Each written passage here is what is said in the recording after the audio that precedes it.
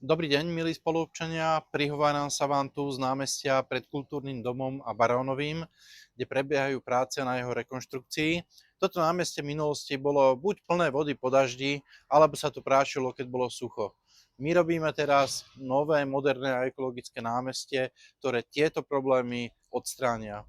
Momentálne pokračujeme, alebo teda končíme už odstraňovaní starých povrchov a zároveň osádzame vodozádržné opatrenia, ako sú vsaky, retenčné nádrže, drenážne systémy, ktoré zvýšia ekologickú hodnotu toho námestia, ktoré bude zadržiavať vodu v krajine. Následne sa bude pracovať na rozvodoch elektriky a vodovodných prípojok, bude sa tu robiť nové osvetlenie, budú sa tu robiť pitné fontány, hmlové brány.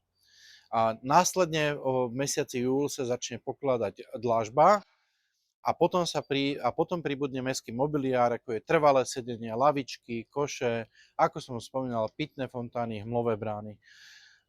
Tuto pred Kultúrnym domom a Sedliackým dvorom vytvoríme pešiu zónu, ale námestie bude pripravené na obľúbené sobotné trhy. Bude pripravené aj na kultúrne podujatia, od malých až po veľké, ako sú hody s kolotočmi alebo dni zela. A bude pripravené aj na bežný život, ktorý prebieha v Kultúrnom dome celý týždeň. Veríme, že koncom augusta alebo začiatkom septembra sa budeme môcť stretnúť na novom modernom námestí.